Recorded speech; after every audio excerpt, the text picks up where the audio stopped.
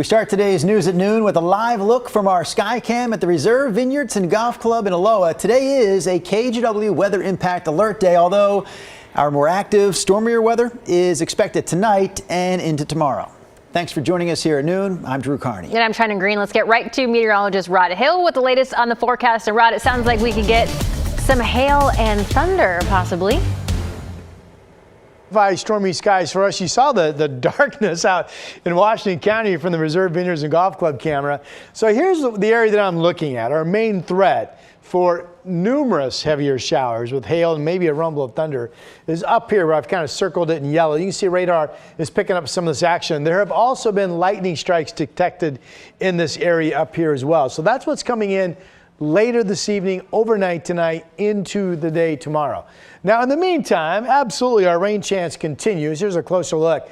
We just saw that darker scene out on the west side of Washington County. Here's that line that does have some heavier showers embedded where you see the bright colors moving toward Portland. So this likely holds together and comes through the downtown area in the next half hour to 20 minutes. Behind that, though, you get back to sunbreaks, because look at this. There's almost a clear sky looking at Tillamook Head from the camera at Gerhardt by the Sea Resort up on the north coast. And they're back to the reserve, where if you look carefully, you can see the raindrops coming down. Again, this is poised to move into the downtown Portland area within the next half hour. 58 degrees out that direction. We will be low to about 64 degrees at most throughout the afternoon hours, with the shower chance continuing. Another part of our story quickly is lowering snow levels. Now, right now, it's just wet up in the Cascades. Here's our Timberline camera. It is 36 degrees. Tonight, as that more active weather rolls in, snow levels will lower, and we could have snow over Cascade passes first thing tomorrow morning. We'll talk more about that in my complete forecast coming up in just a bit. All right, thank you, Rod. The 5 leading candidates for Portland mayor met for a debate last night right here in our KGW studios. The candidates answered questions about everything from leadership and public safety to taxes and the city's homeless crisis. KGW evening anchor David Malko was one of the moderators. Raise your hand if you believe the threat of jail time or time in jail is necessary as one strategy to compel some unsheltered people to accept shelter and seek services. Necessary as one strategy. We have to enforce our codes without a doubt. There has to be that threat. We don't necessarily want to arrest someone, but we also are missing that very important link. We have to provide shelter first. The acuity we see on our streets with untreated mental illness and addiction will lead to people dying if we don't have closely monitored medical intervention in our shelter system. When asked about the county's Joint Office of Homeless Services, both Renee Gonzalez and Mingus Maps indicated the city should stop funding it. The city hands over tens of millions of dollars to the county every year, but we have no benchmarks for what those dollars are going to be spent on. I think this is unacceptable.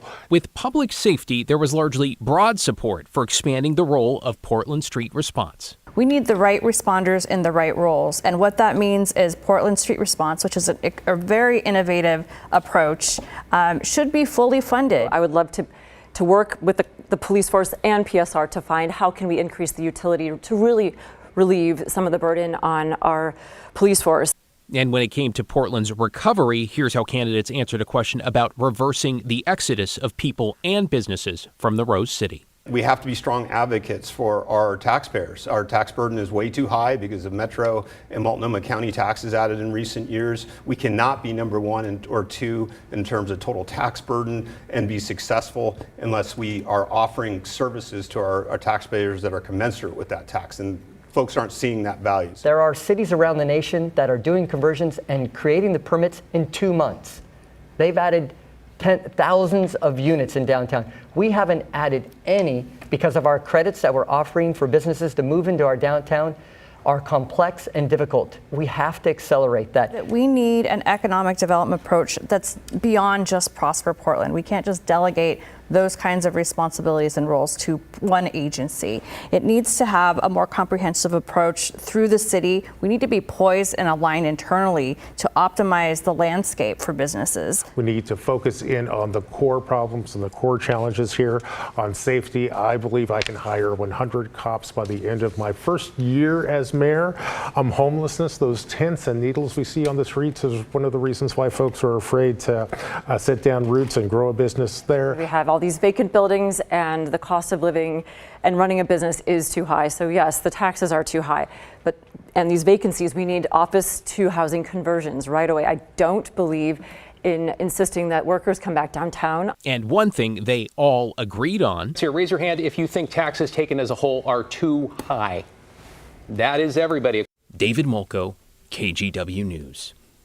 Just a reminder, Oregon ballots are hitting mailboxes starting today, and voters need to mail them back or take them to an official ballot drop box by 8 o'clock on election night. That, by the way, is less than 3 weeks away now on Tuesday, November 5th. At least 50 shots were fired at Columbia Park in North Portland Monday night. Authorities say people who had gathered there started shooting at each other. One person was hit and suffered non-life-threatening injuries. Neighbors we spoke with say that they had to duck and cover.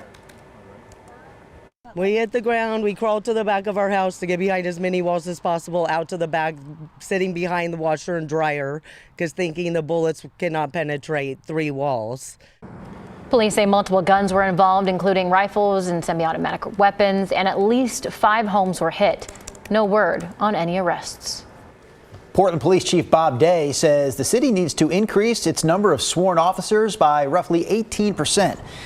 He says the Bureau landed on that number by comparing the size of Portland's ranks per capita with other comparable cities like Seattle, Denver, and Sacramento. Chief Day says the comparisons show that Portland is lagging behind those cities.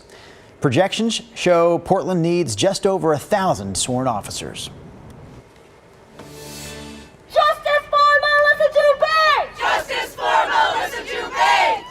Supporters of Beaverton nurse allegedly murdered by a neighbor rallied in front of the Washington County Courthouse yesterday as the suspect went before a judge. Melissa Jubane went missing in September. Her neighbor Bryce Schubert is charged with murder. The circumstances around her death and where her body was found are still closed. The appearance was brief, with Schubert scheduled back in court next month. The Clark County Sheriff's Office arrested a 16-year-old yesterday after he threatened to blow up Vancouver's Heritage High School in a post on Snapchat. Someone reported the post shortly after it was made. Deputies responded by going to the school and searching through the boy's locker and his backpack, but they say they found no evidence of a bomb or bomb-making materials. The 16-year-old was booked into the Clark County Juvenile Detention Hall for making threats to bomb or damage a property. Intel is planning to lay off 1,300 employees in Oregon. The layoffs are set to begin on November 15th at 3 Intel facilities in Hillsboro and 1 in Aloha. The workers being laid off are not represented by unions. In a statement, Intel says it's aiming to become a leaner company. And earlier this year, Intel announced its plan to cut more than 15,000 jobs globally. One of the most recent arrivals at PDX is an upgrade to the airport's new security checkpoints. TSA is using new technology that matches people's facial features to their photo IDs. TSA says passengers aren't required to use this new system, but they also say using it will streamline the process of getting through security. A destructive invasive species may have been spotted again in Washington. The state's Department of Agriculture is working to find out if this is a northern giant hornet. It was found southwest of Seattle. Right now, the department is asking anyone in the area to keep an eye out and report any sightings. But once they take a DNA sample here, they will be able to determine if this is related to the giant hornet nest found a few years ago in North Washington. Northern giant hornets are an invasive species from Asia that destroy honey hives.